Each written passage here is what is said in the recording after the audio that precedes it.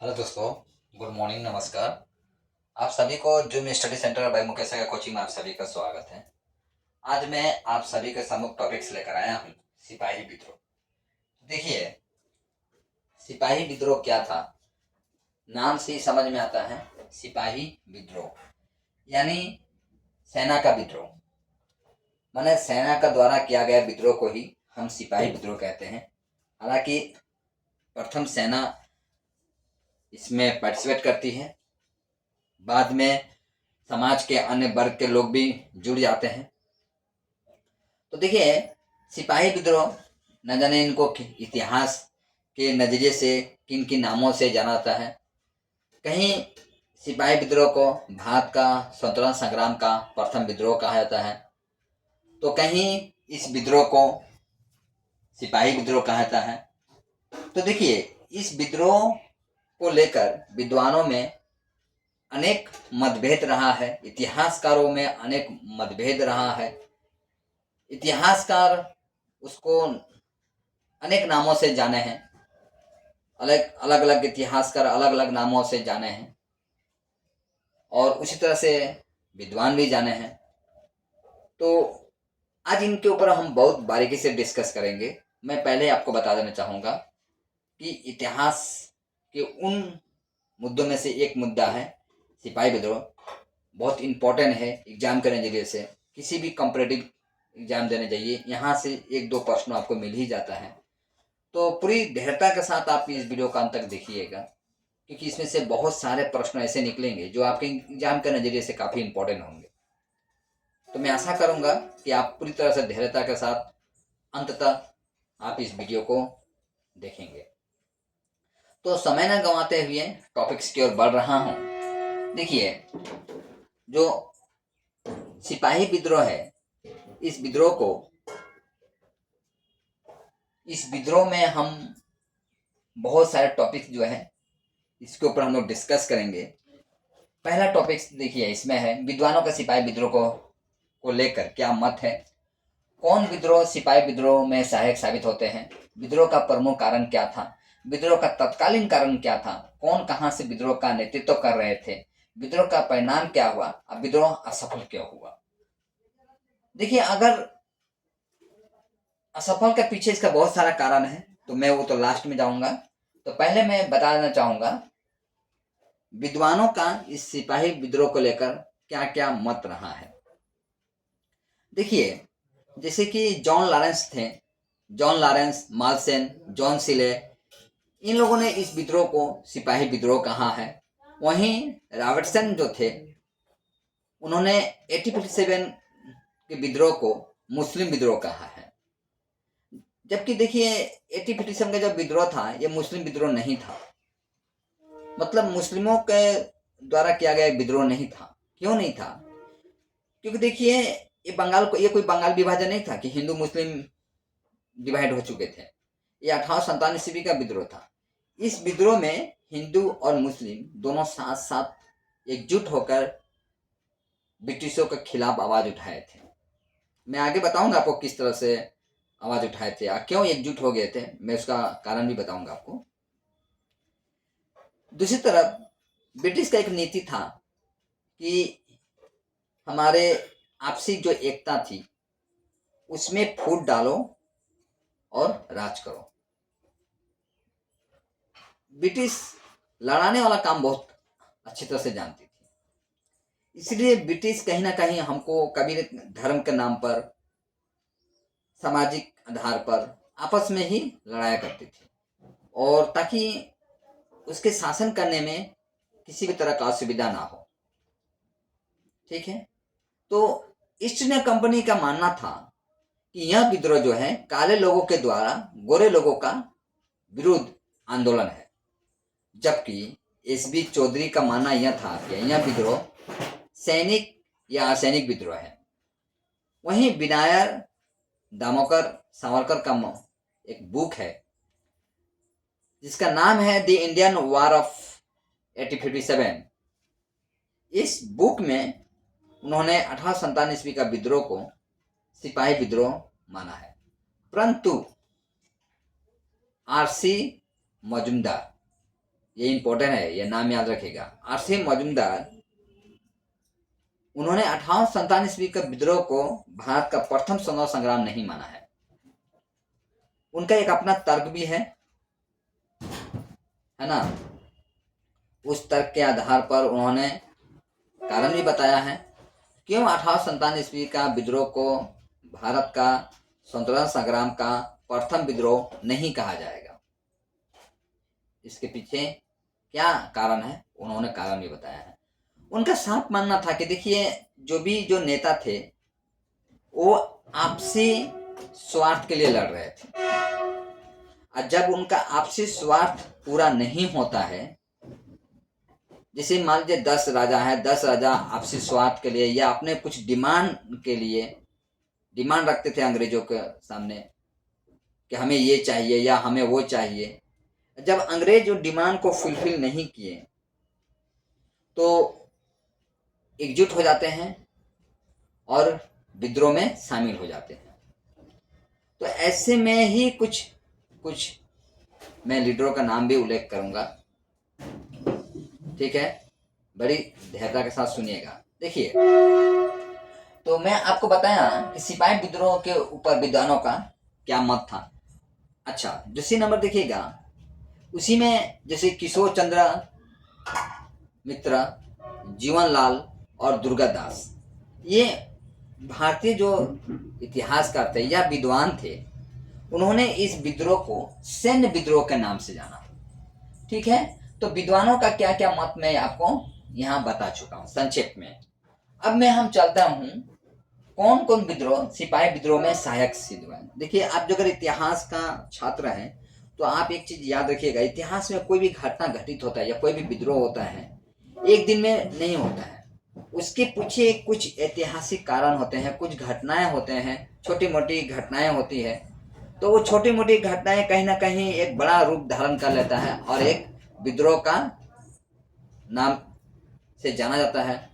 जब बड़ा रूप धारण कर लेता है तो उसको एक विद्रोह के नाम से जाना जाता है।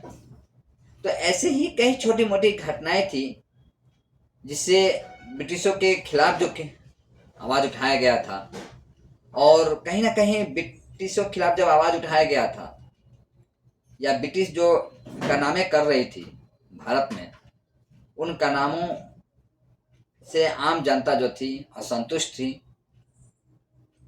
और असंतुष्ट होने के कारण ही ऐसी समय में एक घटना और घटित होता है जो कि सिपाही विद्रोह के नाम से जाना जाता है।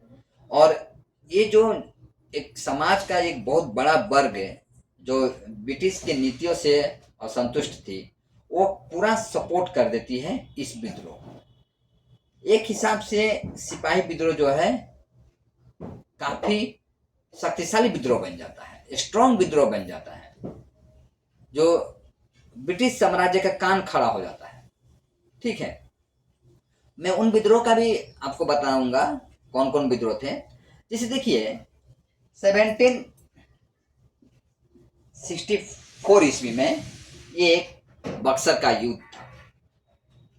1764 ईस्वी में, अब घटनाओं को याद रखिएगा। कौन सा युद्ध? बक्सर का युद्ध, ठीक है, बक्सर का युद्ध था। और 1806 में बेंगलुरु का युद्ध। बेंगलुरु का युद्ध में कहने मतलब बेंगलुरु का सिपाही विद्रोह। और 1824 ईस्वी में बैरकपुर का सिपाही विद्रोह। 1824 ईस्वी में बैरकपुर का, कहाँ का? बैरकपुर का सिपाही विद्रोह। और 1831 ईस्वी में कोल विद्रोह। 1831 में कोल विद्रोह जो कि झारखंड में हुआ था, ठीक है। ये सब विद्रोह जो है कहीं ना कहीं जो ये विद्रोह हो रहा था, इस विद्रोह से आम जनता जो थी नाखुश थी, या आम जनता जो ये विद्रोह कर रही थी ब्रिटिश के खिलाफ ही कर रही थी। चाहे वो बक्सर का युद्ध हो, चाहे बेंगलुरु का युद्ध हो, चाहे बैरकपुर का युद्ध हो, चाहे कोल विद्रोह हो, ब्रिटिश के नीतियों के खिलाफ ही ये सब विद्रोह था। तो ब्रिटिश के नीतियों के खिलाफ जो था, तो आम जनता पहले से असंतुष्ट थी नीतियों का। अच्छा, इस विद्रोह में आपको जानकर हैरानी होगा कि जो समाज के उच्च वर्ग के लोग थे, उच्च वर्ग सपोर्ट नहीं कर रहे थे इस विद्रोह में। सर्वप्रथम उच्च वर्ग सपोर्ट नहीं कर रहे थे, या यूं कह लीजिए शिक्षित वर्ग सपोर्ट नहीं कर रहे थे 1847 के विद्रोह में, क्योंकि उन लोगों का मानना यह था कि ब्रिटिश ही सब कुछ, उनके जो समस्याएं हो रही है, आर्थिक हो, सामाजिक हो, चाहे जो भी समस्याएं हो, उसका सबका समाधान ब्रिटिश ही कर देगी। इस हिसाब से ब्रिटिश जो समाज के हमारे जो उच्च वर्ग के लोग थे वो सपोर्ट इसमें नहीं करते हैं। तो सपोर्ट फिर कौन करता है? जो समाज के ऐसे वर्ग के लोग थे जो कि ब्रिटिश की नीतियों के द्वारा उनको प्रताड़ित किया जाता था, उनको सताया जा रहा था, उनको अधिकार से वंचित किया जा रहा था, तो ऐसे लोग ही आवाज उठाते हैं और विद्रोह में अपना भरपूर सहयोग देते हैं। तो ऐसे में से लोग कौन कौन थे? तो देखिए, समाज का जो वो निम्न वर्ग, मध्यम वर्ग के लोग, ठीक है, तो इसमें वो सपोर्ट करते हैं। और वहीं शिक्षित वर्ग के देखिए, जैसे साहूकार, जमींदार, जो ये लोग थे, ये लोग इसमें सपोर्ट नहीं करते हैं। ठीक है, अब मैं चलता हूं आपका विद्रोह का प्रमुख कारण। देखिए, विद्रोह का आप चलते हैं प्रमुख कारण क्या है। तो इसके पीछे विद्रोह का प्रमुख कारण, मैं तत्कालीन कारण नहीं जा रहा हूं। देखिए, मैं तत्कालीन कारण नहीं जा रहा हूं, मैं प्रमुख कारण पर जा रहा हूं। तत्कालीन कारण आपका बाद में आएगा। ठीक है, मैं प्रमुख कारण, दोनों कारण ही है, लेकिन मैं प्रमुख कारण बता रहा हूं आपको, बाद में जाऊंगा तत्कालीन कारण। तो देखिए, प्रमुख कारण में से अगर देखा जाए तो प्रमुख कारणों में से कई कारण था, जैसे कि मैं पहले ही बताया हूं आपको कि समाज के जो उच्च वर्ग के लोग थे, जो शिक्षित वर्ग के लोग थे, वो ब्रिटिश से क्या करते थे, कुछ डिमांड रखते थे कि भैया हमारा ये डिमांड है, इसको आप फुलफिल कर दीजिए, चाहे जनता के नजरिए से हो, चाहे अपने नजरिए से हो। जब ब्रिटिश उन डिमांडों को फुलफिल नहीं करती थी तो वही वर्ग के लोग ब्रिटिश के खिलाफ हो जाते हैं। और जो लोग ब्रिटिश से डिमांड कर रहे थे, तो कहीं ना कहीं उनको अपने समाज में पकड़ था, लोग उनको एज ए लीडर के रूप में मानते थे, उनकी दो चार बातें को सुनने वाले लोग थे। देखिए, लीडर तो वही होता है जिसके बातों को लोग सुने। ठीक है, तो ऐसे लोगों में से आप देखा जाए तो नाना साहेब थे, रानी लक्ष्मीबाई भी थी, वीर कुंवर सिंह थे, ऐसे लीडर में से थे, तात्या टोपे, ऐसे लीडर थे। तो देखिए, उनमें से देखा जाए तो ब्रिटिश का पहला गलती ये था कि नाना साहब का क्या कर दिया था, पेंशन को बंद कर दिया था। ठीक है, उनका पेंशन बंद कर दिया। नाना साहब जो एक जमींदार थे, उनको जमींदारी छीन लिया गया कि आप जमींदार नहीं होंगे। पीर अली एक मुस्लिम लीडर बोल लीजिए, वो एक ऐसे लीडर थे और क्रांतिकारी थे, कवि भी बोल सकते हैं, लेखक भी बोल सकते हैं उनको। वो क्या करते थे, ऐसे ऐसे कविता रचते थे कि जो युवा पीढ़ी पढ़ती थी ना, तो उनके रोए खड़े हो जाते थे। माने अपने देश के लिए कुछ कर जाने के लिए तत्पर तैयार हो जाते थे। पीर अली का जब ये कविता ब्रिटिश को मिलता है तो ब्रिटिश बौखला जाती है, अरे भैया ये तो हमारे ही विरोध में लिख रहा है, अगर इस तरह से लिखेगा तो हम शासन कहाँ चला पाएंगे। तो ब्रिटिश कर क्या देती है, उसकी एक किताब का दुकान था, किताब का दुकान को ही तोड़ देती है। अच्छा, दूसरी तरफ देखिए सती प्रथा। तो सती प्रथा क्या था, जैसे कि कोई पुरुष का देहांत हो जाता है तो पुरुष के देहांत के पश्चात उसकी स्त्री को जिंदा सती पति का देह के साथ दाह कर दिया जाता था, जला दिया जाता था। लोगों का ऐसा मान्यता था कि दोनों आत्मा ऊपर चले गए। लेकिन देखिए, ये कुप्रथा था, मैं इसका सपोर्ट मैं भी नहीं कर रहा हूं, ये कुप्रथा था, प्रथा नहीं था। नीति वो होता है जो आपको बुराई से बचाए, नीति वो नहीं होता है जो कि आप बुरा करते जाए। तो ये कुप्रथा में से आएगा। जैसे बाल्य विवाह कुप्रथा, इसका कोई मेरिट नहीं है। कुप्रथा उसको बोलते हैं जिसका कोई मेरिट नहीं होता। तो ये कुप्रथा था। क्या प्रथा था कि स्त्री को जला देना। अरे ये सोचिए, अगर पिताजी का देहांत हो गया है तो माँ बच गई है, तो माँ कम से कम लालन पालन कर सकती थी। लेकिन माँ को भी जला दिया जाए तो लड़का जो है वो तो अनाथ हो गया, टूअर हो गया।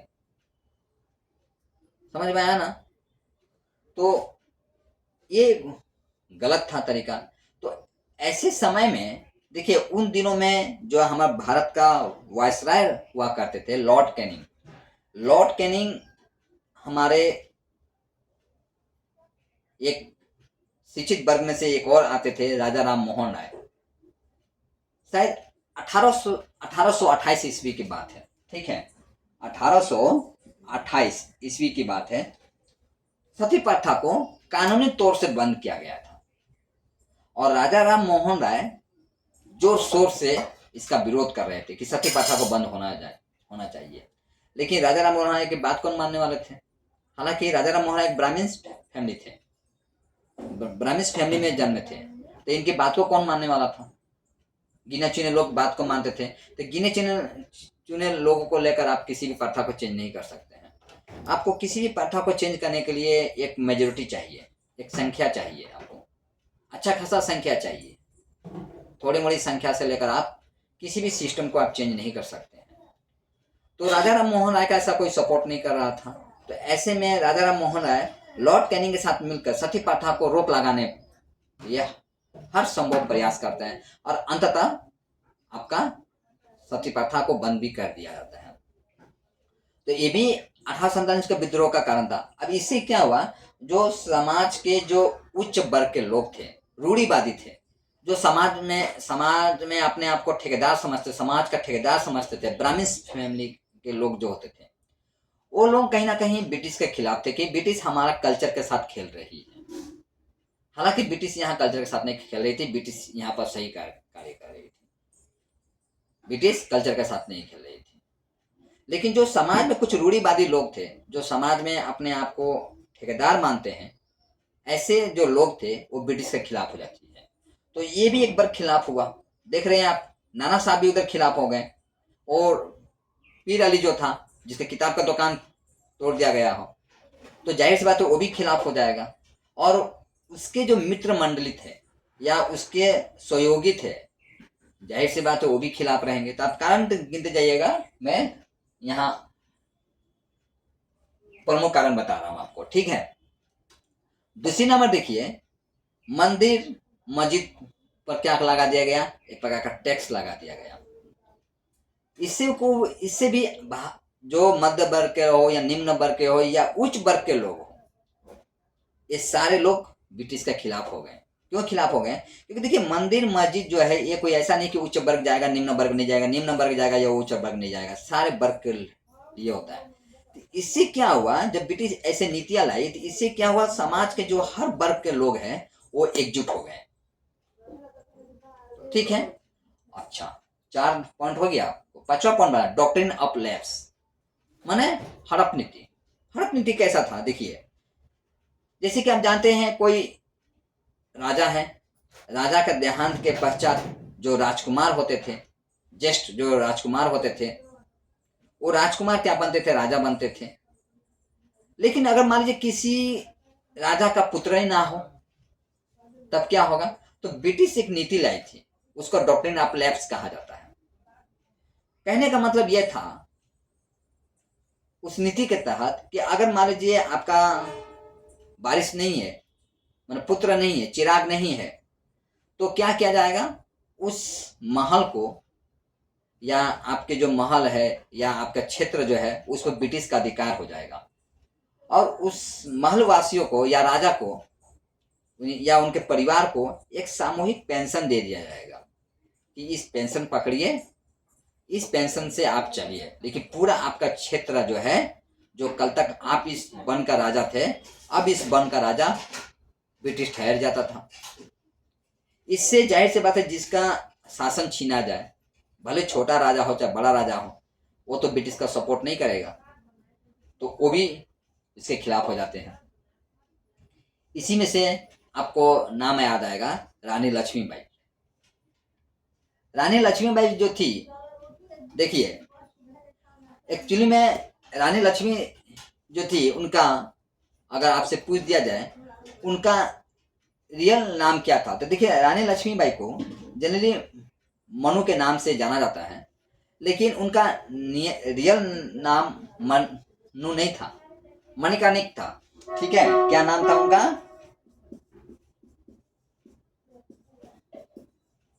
ठीक है, मणिका नहीं, ठीक है, ये इनका रियल नाम था। हालांकि बाद में इनको मणिकर्णिका ना कहकर इनको बाद में सिर्फ मोनू के नाम से जाना जाता है। इनका देखिए विवाह होता है महाराजा गंगाधर राव के साथ। किसके साथ होता है? गंगाधर राव के साथ इनका विवाह होता है। इनका कोई वारिस नहीं था। ये क्या करते हैं, एक बच्चे को एडॉप्ट करते हैं। आप देखे होंगे जहाँ महारानी लक्ष्मीबाई का कहीं भी आप तस्वीर देखेंगे तो देखेंगे पीठ पीछे एक बच्चा का बांधा हुआ है, वही एक बच्चा है, वारिस है उनका, मैंने अपना नहीं, मैंने एडॉप्ट करते हैं। जिसे हम लोग में होता है ना कि अगर मान लो अपना बच्चा नहीं है तो किसी के बच्चों को मैं एडॉप्ट कर लिया, रिलेटिव में से ही, कानूनी तौर से आज भी होता है, पहले भी होता था कि चलो एक बच्चा को मुझे दे दो, मैं पाल पोषण करता हूँ। तो ये कोई दूर दराज से नहीं होता था, अपने नज़दीकी रिश्तेदारी में से ही हो जाता था। तो बच्चा का अच्छा खासा लालन पालन भी हो जाता था, और एक माता पिता को जो अपने बच्चे से वंचित थे तो उनका भी उस सुख की प्राप्ति हो जाता था। तो ये कोई बुराई नहीं था, ठीक है, वो आज भी चलता है, इसमें कोई खराब भी नहीं है। अगर ये सिस्टम को चला जाए, ना जाने कितने बच्चे अनाथ से बच जाएंगे। खैर, तो इनका विवाह होता है गंगाधर राव से। रानी लक्ष्मीबाई का जो पिता थे उनका नाम था मोरोपंत। क्या था? मोरोपंत। ठीक है, पिता का नाम था मोरोपंत। और इनका जो माता थी उनका नाम था भागीरथी बाई।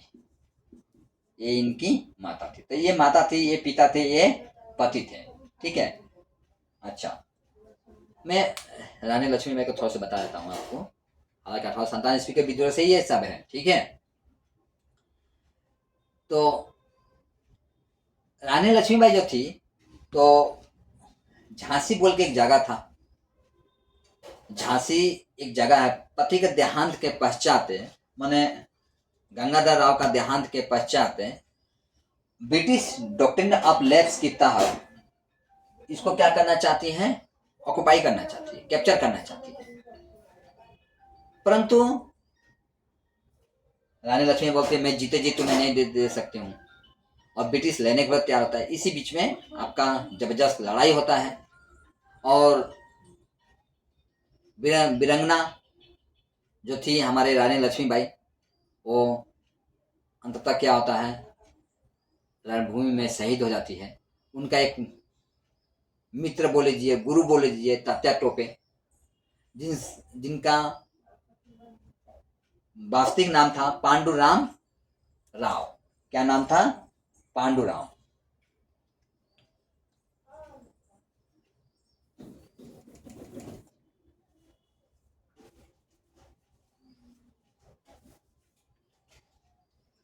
ठीक है, उनका वास्तविक नाम था, जस्ट एक मिनट के लिए आप थोड़ा रुकिए। अच्छा खैर छोड़िए। जिनका वास्तविक नाम था पांडु राम राव था। ये परीक्षा में पूछा जाता है तात्या टोपे का वास्तविक नाम क्या था। ये महाराष्ट्र से, ठीक है।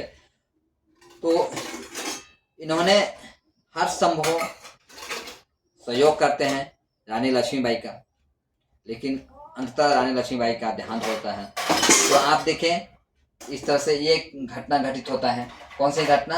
रानी लक्ष्मीबाई का। तो ये भी जाहिर सी बात है विद्रोह हो जाए, विद्रोह करेगी ही ब्रिटिशों का। दूसरा नंबर, अब देखा जाए कि विद्रोह का तो मैं कारण बता दिया आप लोग को। अब विद्रोह का तत्कालीन कारण क्या था? देखिए, तत्कालीन कारण जानते हैं, किसी भी देश को अगर बर्बाद करना है तो उसको धर्म के नाम से लड़ा दीजिए। मैं मानता हूं कि धर्म एक ऐसा चीज है, चाहे देखिएगा बहुत पढ़े लिखे अधिकारी भी जो होते हैं धर्म का नाम पर नहीं बोलना चाहते हैं। जानते हैं क्यों? क्योंकि धर्म का नाम पर बोलने से बवाल होने के चांसेस जो है बहुत ज्यादा हो जाता है। ठीक है, माने धर्म एक ऐसा चीज है कि आप उसका सटीक जानकारी नहीं प्राप्त कर सकते, चाहे कि कोई भी धर्म हो, क्योंकि आप उसको नजदीकी से नहीं देखते हैं। ठीक है, आपको आंखों देखा हाल नहीं होता है धर्म का, तो बहुत पुरानी घटना होती है, उस पर विश्वास करके आपको आगे की पीढ़ी चलती है, चाहे कोई भी धर्म हो। तो इसलिए धर्म के ऊपर में कोई भी नहीं कुछ बोलना चाहता है। ठीक है, इसलिए मैं भी आपको नहीं बोल रहा हूं।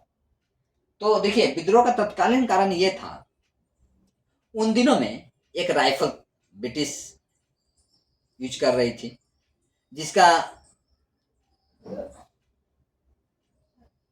जिसका जो बंदूक था ब्राउन ब्रेस नाम था उसका। क्या नाम था? ब्राउन ब्रेस बंदूक का नाम था। तो ये ये जो बंदूक था एक्चुअली में एनफील्ड राइफल जो था, ठीक है, ब्राउन ब्रेस जो बंदूक था आपका 19 जुलाई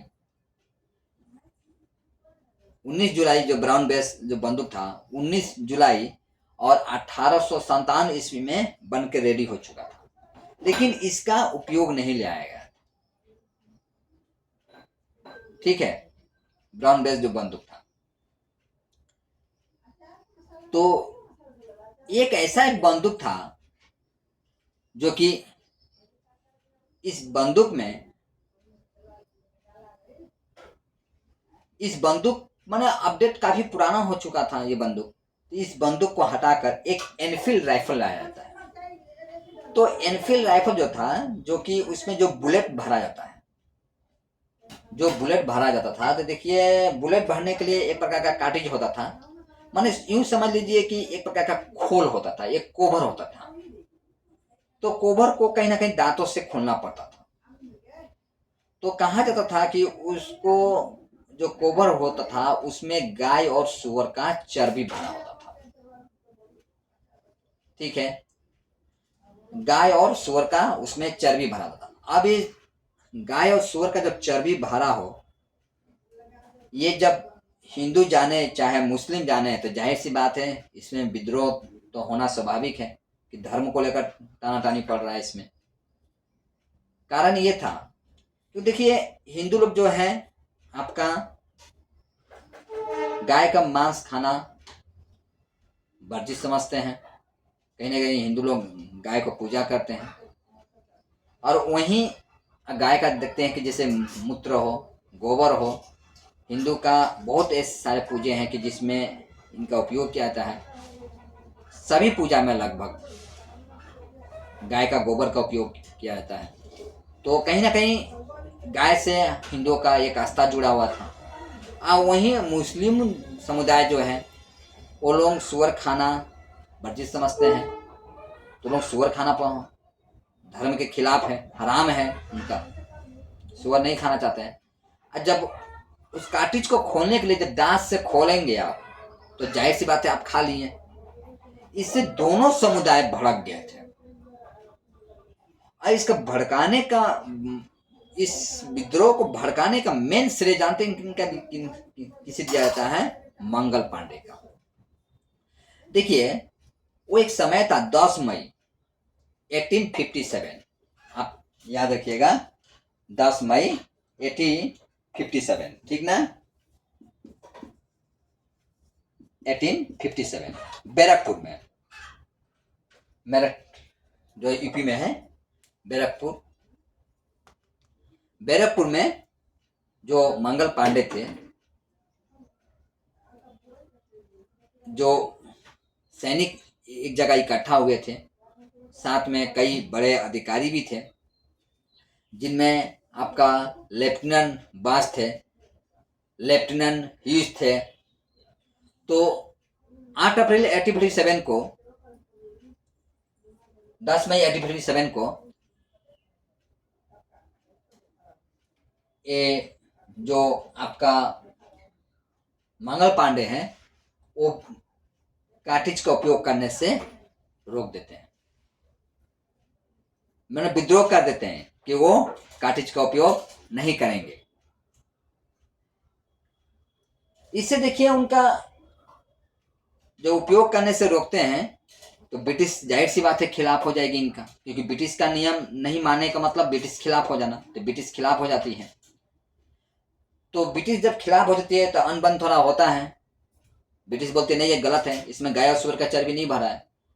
और जबकि मंगल पांडे जहां ये कार्टिज बनता था वहां के कंपनी में तक पहुंच गए थे, और वहां जाकर देखते हैं क्या है, इधर गाय इधर सूअर इधर उसका तेल को निकाला जा रहा है, बनाया जा रहा है।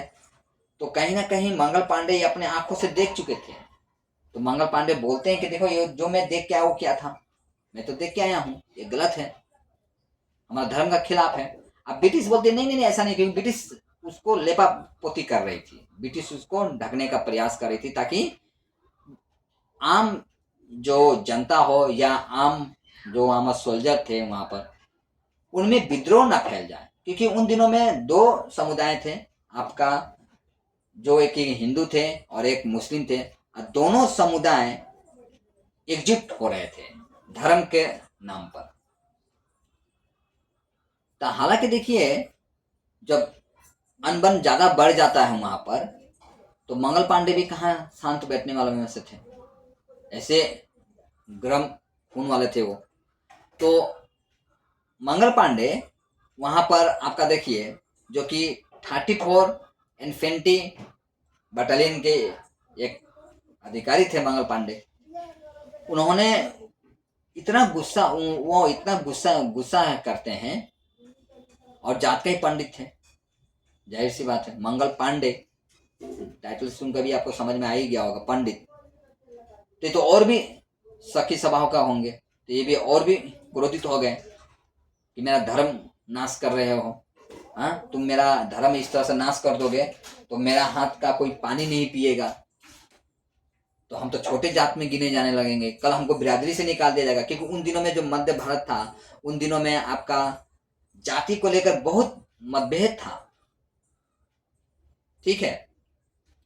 तो ये और भी भड़क जाते हैं और इतना गुस्सा करते हैं या गुस्सा हो जाते हैं कि उस ग्राउंड में ही आपका लेफ्टिनेंट बाज को और लेफ्टिनेंट हिच को मार देते हैं, ठीक है। और देखिए घटना यह होता है कि मंगल पांडे को मारने के पश्चात जो आम जनता है उनको लगा कि नहीं मंगल पांडे सही बोल रहे थे। मंगल पांडे के साथ साथ लगभग 90 जो हमारा सिपाही थे वो इस तरह से कार्टिज का उपयोग करने से मना कर रहे थे, हम लोग भी नहीं करेंगे उपयोग। हालांकि 90 में से जानते हैं 85 सैनिकों को कड़ी से कड़ी सजा दिया जाता है, ठीक है।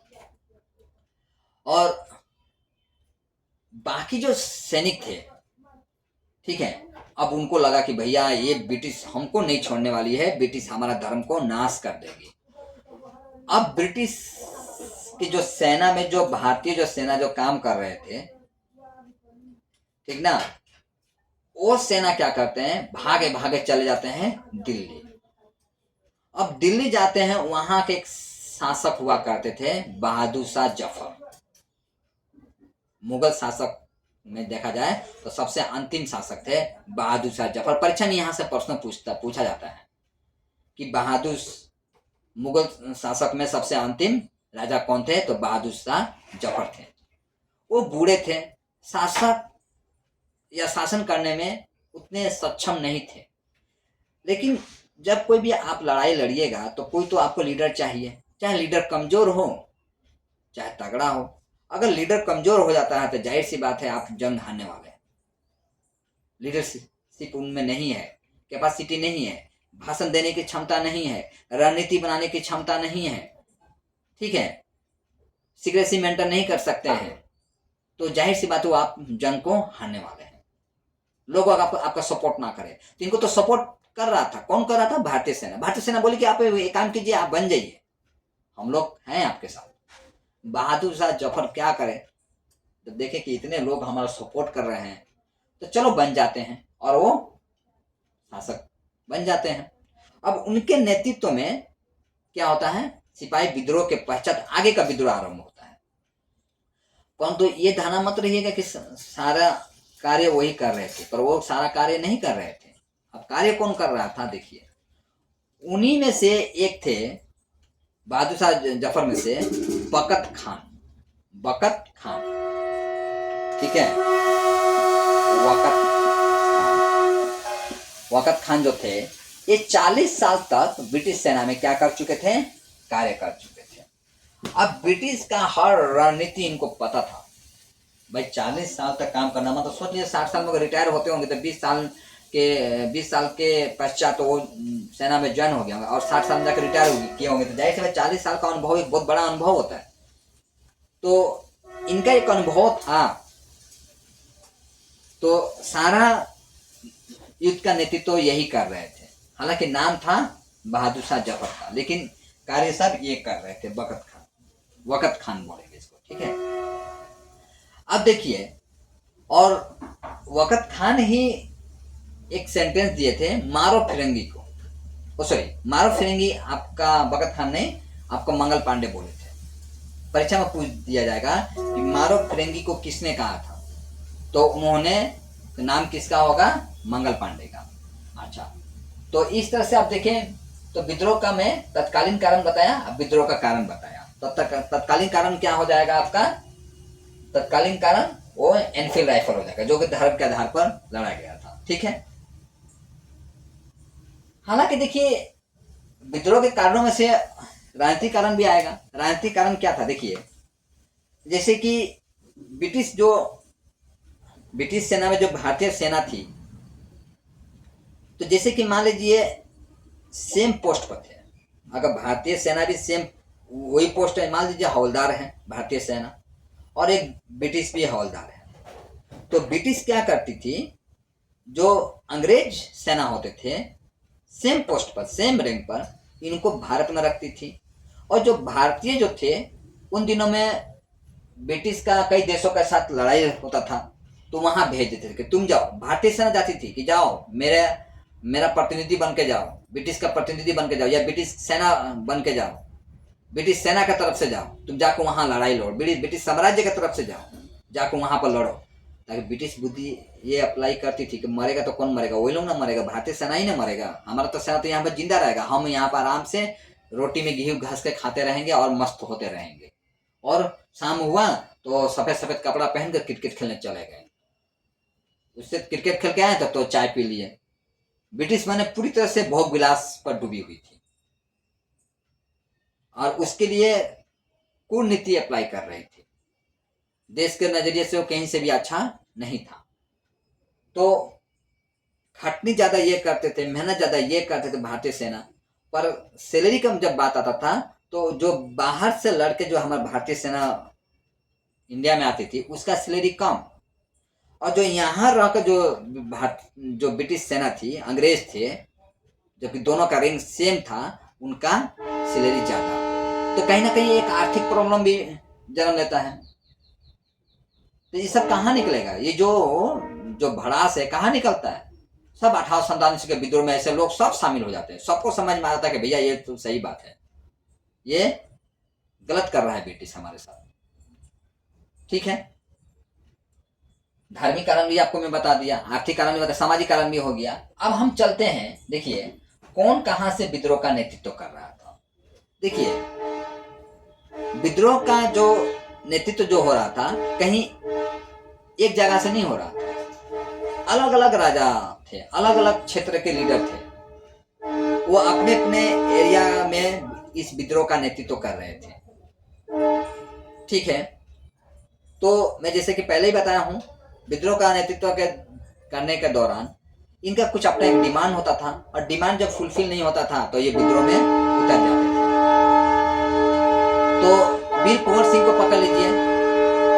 वीर कुंवर सिंह आपका बिहार के जो आरा जिला है वहां से नेतृत्व कर रहे थे, या पटना बोल लीजिए, बिहार में जो पटना जिला है, पटना राजधानी भी है, याद रखिएगा, और आपका बक्सर है, इधर बलिया, इन सब जो ये डिस्ट्रिक्ट देख रहे हैं, बलिया नहीं, आपका छपरा, बलिया आपका तो यूपी में हो गया, छपरा, छपरा हो गया, मुजफ्फरपुर हो गया, इधर में आपका आरा हो गया, बक्सर हो गया, पटना, इन सब इतने बड़े जो एरिया जो था, इस एरिया का नेतृत्व कौन कर रहा था? वीर कुंवर सिंह कर रहे थे।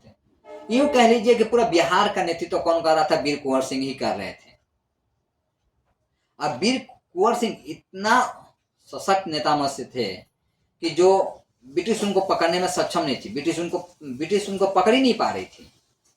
उनका रणनीति इतना स्ट्रांग था। हालांकि उन्हीं का एक व्यक्ति एक दिन बता देता है कि वीर कुंवर सिंह अमुक रास्ते से जाने वाले हैं, और पहले से ही ब्रिटिश क्या करती है, घात लगाकर बैठी रहती है गंगा नदी में। जैसे ही नाव से निकलते हैं उस जगह पर अनाधुन फायरिंग करती है, और वीर कुंवर सिंह का हाथ में, बाजू में एक गोली लगता है, वो साथ साथ तलवार निकालकर अपना हाथ काट देते हैं वीर कुंवर सिंह।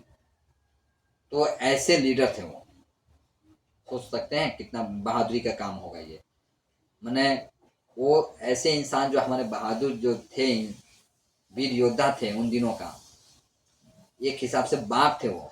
बाघ को मारने के लिए लगता है कि हथियार की जरूरत नहीं पड़ता, वो अपने भुजाओं में इतना पावर रखते थे कि बाघ को मार देंगे, इतना उनके पास आत्मबल था, विश्वास था। तब जाके ही ब्रिटिश भी एक हिसाब से बाघे बोल सकते हैं, इतना बड़ा उनका साम्राज्य था। पर छोटे छोटे साम्राज्य के लोग लीडर थे, पर ब्रिटिश के सामने झुकते नहीं थे।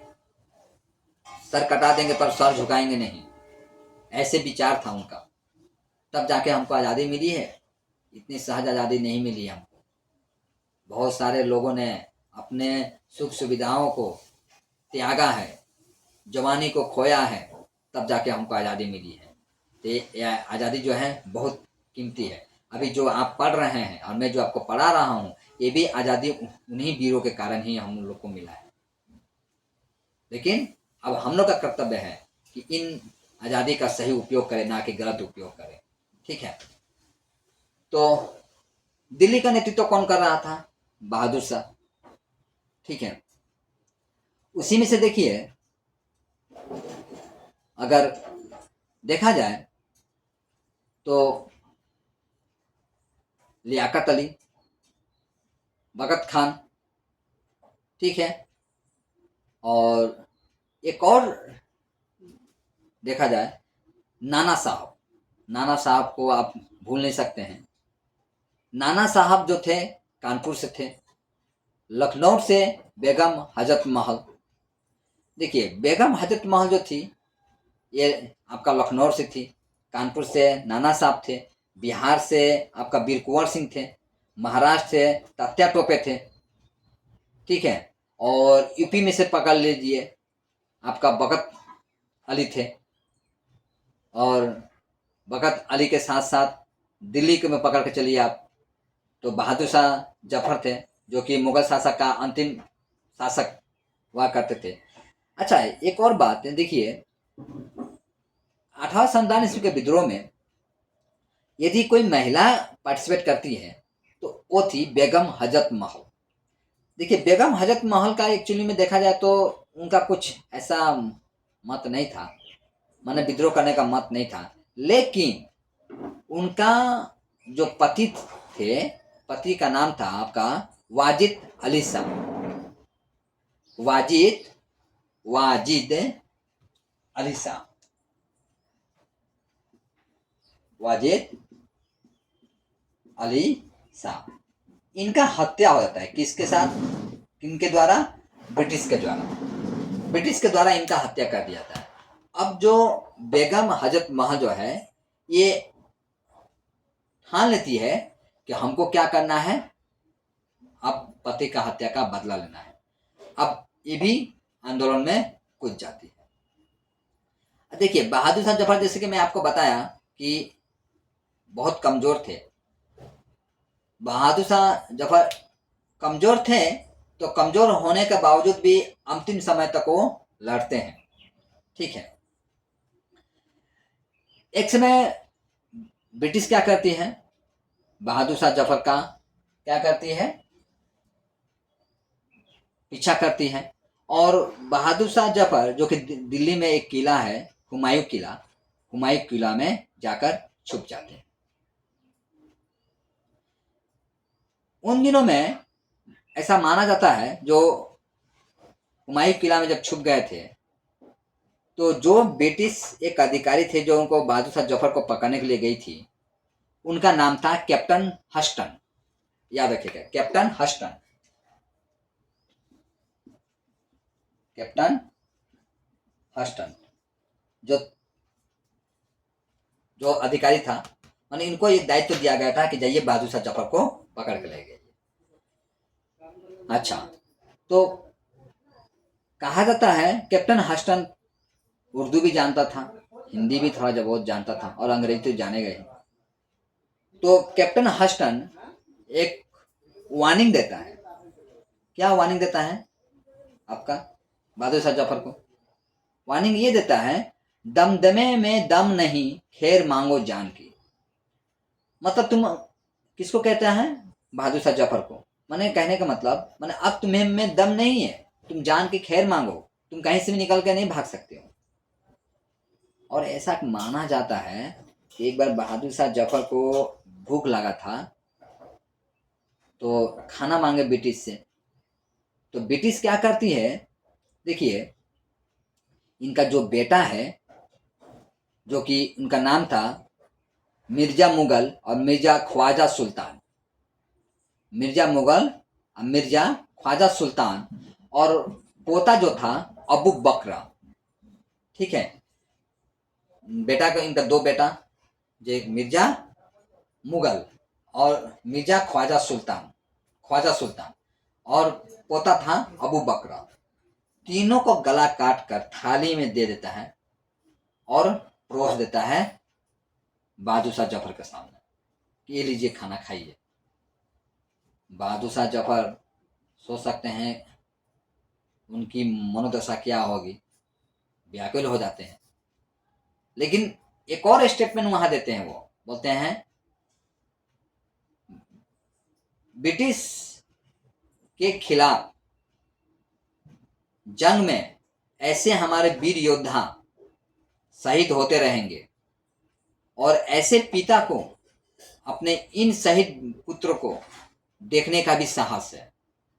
भारत के हर पिता में ऐसे पुत्र की गला को जो शहीद हो गए हो अपने देश को आजादी दिलाने के लिए, ऐसे असंख्य पिता है जो इतना बड़ी साहस, इतनी साहस रखते हैं। तो बहादुर शाह जफर हो सकता है बूढ़े थे, लेकिन उनमें भी दम कम नहीं था, और अंततः उनका देहांत भी हो जाता है, ठीक है। तो मैं बताया आपको विद्रोह का नेतृत्व कौन कहां से विद्रोह का नेतृत्व कर रहे थे। परीक्षा में यहाँ से बहुत सारे प्रश्न है, जैसे कि मैं बता दिया, कानपुर, लखनऊ, ठीक है, आपका बिहार, दिल्ली, अच्छा, महाराष्ट्र से तत्व टोपे। अब विद्रोह का परिणाम, अब देखिए विद्रोह का परिणाम क्या हुआ, रिजल्ट क्या निकला, ठीक है। अच्छा, 7 नंबर आपका 6 नंबर का जगह जाएगा, और 6 नंबर आपके 7 नंबर जाएगा, ठीक है। तो मैं विद्रोह असफल क्यों हुआ? जब इतना लोग थे तो विद्रोह फिर असफल क्यों हो गया? देखिए, असफल के पीछे बहुत सारे कारण था। देखिए, असफल के पीछे कारण ये था कि जो भी नेता जो थे, छिटपुट नेता जो आंदोलन कर रहे थे, वो, उनका जो आंदोलन को आरंभ करने की जो समय होना चाहिए, वो एक नहीं था। अलग अलग समय में आंदोलन कर रहे थे। कोई मान लीजिए कल आंदोलन किया, कोई परसों आंदोलन कर दिया, कोई चौथा आंदोलन कर दिया। तो इससे क्या हुआ, ब्रिटिश को आंदोलन को दबाने में समय मिल जाता था, और ब्रिटिश बड़ी आसानी से छोटे छोटे राजाओं को कुचल देती थी। और जो नेता जो थे आपस में एकजुट नहीं थे, अपने अपने प्रांत के लिए लड़ रहे थे, अपने अपने क्षेत्र के लिए लड़ रहे थे, अपने अपने सुख सुविधाओं के लिए लड़ रहे थे, ठीक है। वो जनता के लिए सुख हो या अपने आपसी सुख हो। तो इससे क्या हुआ था, नेता लोग जो थे आपस में, जो लीडर थे, तो एकजुट नहीं थे। लीडरशिप का कहीं ना कहीं अभाव था नेताओं में। माने ऐसी भाषण नहीं दे पाते थे या ऐसा रणनीति नहीं बना पाते थे जिससे कि आम जनता कुछ कर जाने की जज्बा रखे अपने अंदर। क्योंकि देखिए, आप एक युद्ध का नेतृत्व करने जा रहे हैं तो आपका लीडरशिप का होना भी अत्यंत आवश्यक होता है। तो लीडरशिप का भी अभाव था, पहला नंबर पॉइंट। और युद्ध या विद्रोह आरंभ करने का एक निश्चित समय नहीं था। तो 2 पॉइंट आप देख लिए, एक लीडरशिप का अभाव, दूसरा नंबर आपका युद्ध आरंभ करने का सही समय नहीं था। तीसरा नंबर पॉइंट देखिए, हमारे पास अस्त्र उतना नहीं था। ठीक है, हमारे पास हथियार उतना नहीं था क्योंकि ब्रिटिश साम्राज्य था। ब्रिटिश साम्राज्य तो जो भी अधिकार था वो हथियार था। तो हथियार पर किसका अधिकार था? ब्रिटिश का। हमें तो आर्म्स रखने का भी अधिकार नहीं था। आर्म्स रखते हैं तो उग्रवादी की संज्ञा देकर या देशद्रोही की संज्ञा देकर ब्रिटिश हमको जेल में डाल देती थी। उस हिसाब से हमारे पास हथियार भी नहीं था। और जंग तो सिर्फ मुंह के बलबूते पर नहीं लड़ सकते हैं। तो जंग लड़ने के लिए आपको हथियार भी चाहिए, कलम भी चाहिए, तो तलवार भी चाहिए आपको। तो तलवार का अभाव था हमारे वहाँ, तो भी एक कारण बनता है। ठीक है, तीसरा कारण ये था, चौथा कारण आप बोल सकते हैं, हमारा आर्थिक समस्या भी था। हम लोग आर्थिक समस्या से जूझ रहे थे। जब आर्थिक समस्या से जूझ रहेंगे तो जाहिर सी बात है हम विद्रोह में उतना समय नहीं दे पाएंगे, क्योंकि घर में बच्चा भूखे मर रहा है, उधर जाकर हम विद्रोह नहीं कर सकते हैं।